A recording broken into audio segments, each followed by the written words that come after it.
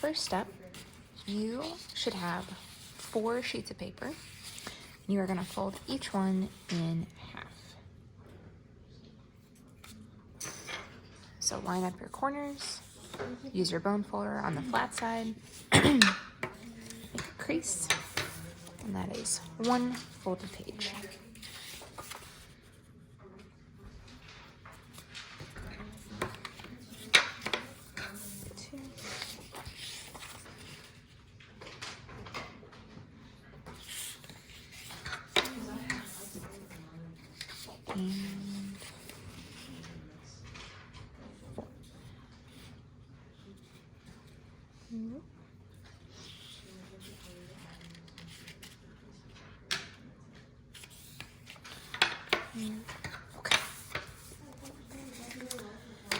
Next up, if you are using a wraparound fly sheet that you want to create a spine on the end like this, so you see that stripe of the fly sheet, you are going to take your long fly sheet, you are going to fold it so that it is close to the end, but leaving a tiny gap like so.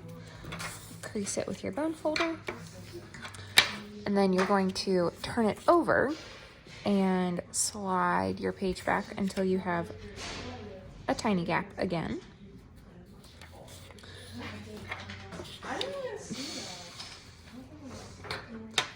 And then crease. And once you have that, you can kind of scooch it and you should have a teeny tiny little spine on the end. Okay. All right.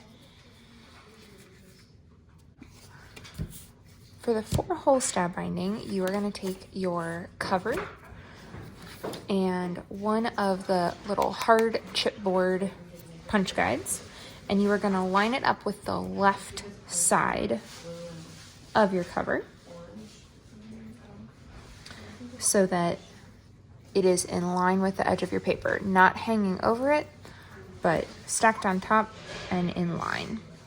And then you are going to take your pencil and you are going to mark 4 dots, one at the end of each of these little lines on the markers. So 1, 2, 3, and 4. You can also really lightly label those as 1, 2, 3, and 4. Okay.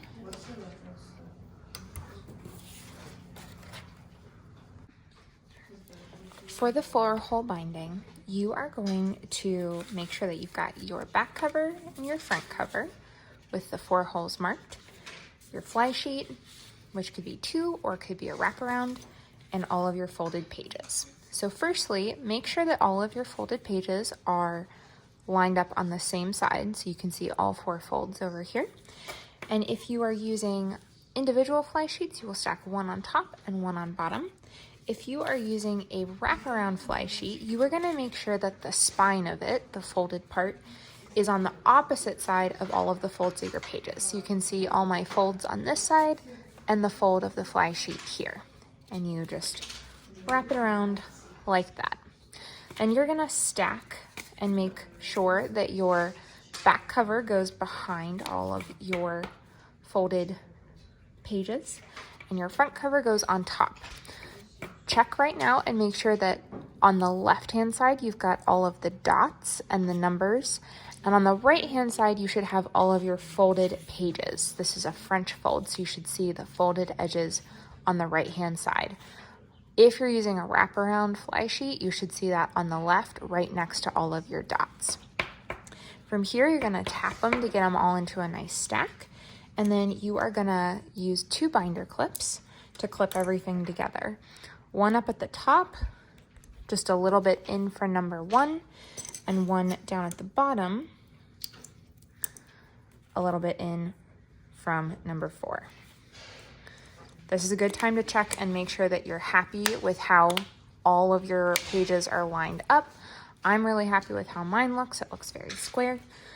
So now I'm good to move on to my next step. For the next step, you are going to need a cutting mat, and you're also going to need an awl.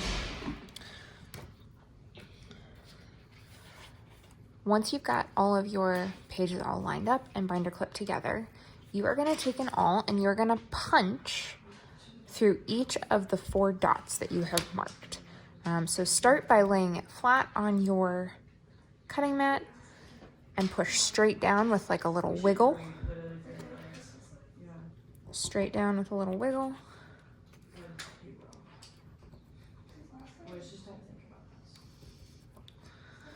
And once you've got all of them started, you can pick them up and carefully kind of push and twist. You want to make sure that you don't put your finger in front of wherever your awl is going to come out. So just be careful. I'm making sure that my fingers are on either side of where my awl is going to come out. And you only need to push through until it's about 1/4 of an inch out. But you're going to do that for all 4 holes.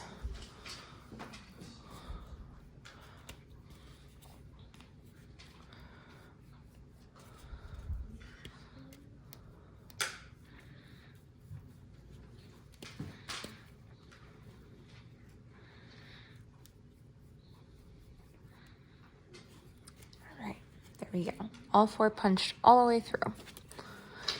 And now you can take away your cutting mat and your awl.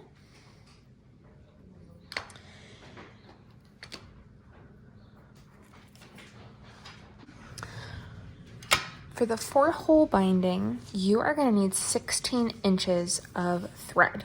So you can grab a ruler and then measure out 16 inches.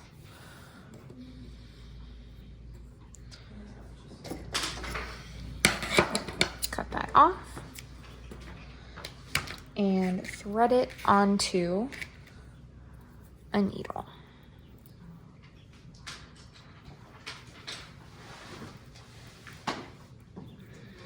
Just like when we did embroidery, you want to leave a tail that's about the width of the palm of your hand, okay?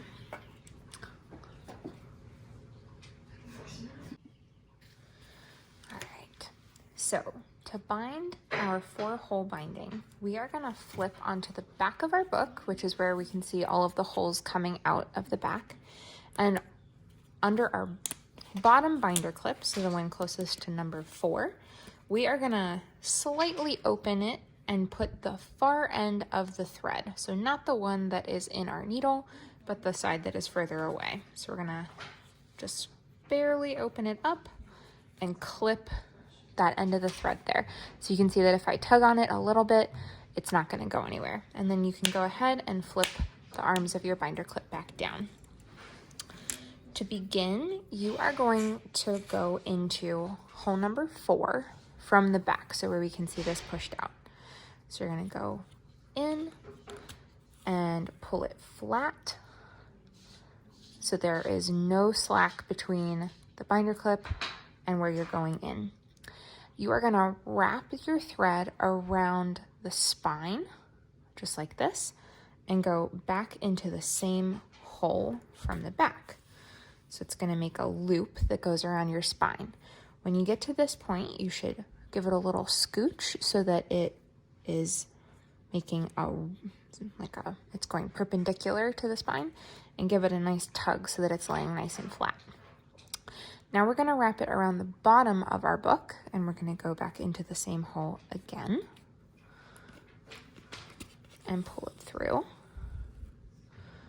And again, pull it nice and tight so that you get it laying flat against your book. You can give it a little nudge if you need to. All right, now we're gonna flip to the front side of our book, and we're gonna go up to hole number 3 on the front side. We're gonna pull it through, and it's gonna make this nice flat stitch. Now we're gonna wrap our thread around the spine of our book, and we're gonna go into hole number 3 again. Okay, give it a little nudge, and it should look like this. We're gonna flip to the back of our book. We're gonna go up to hole number 2 from the back, push it through. Okay. And at this point, if your tail of your thread is starting to get kind of close to where you're binding, you can make your tail a little bit shorter. So we've just gone in number 2 from the back. We are going to wrap around our spine and go in number 2 from the back again.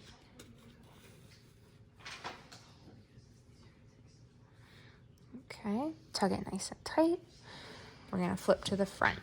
There is a gap here, but we're going to leave that. We're not going to get rid of that yet.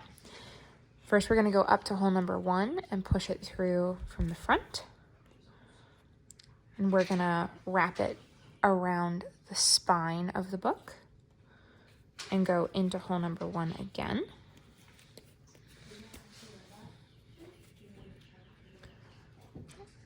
Pull it nice and tight. We're going to go around the top of the book. Pull it through. Okay. Give it a nice little tug.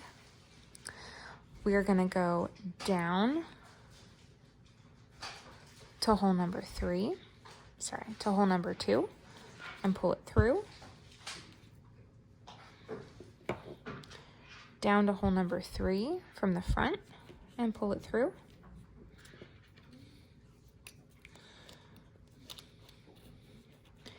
And then you should have a little tail left. You can take your needle off.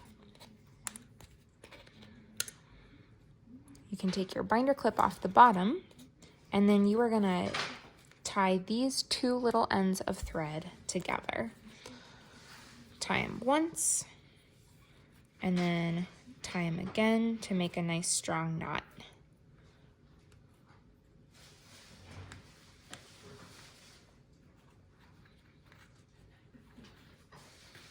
There you go. You can leave your ends long like this. You can tie them in a bow, or you can trim them short. Take your binder clip off, and then make sure that you erase your little marks on the front and write your name in pencil inside the back cover.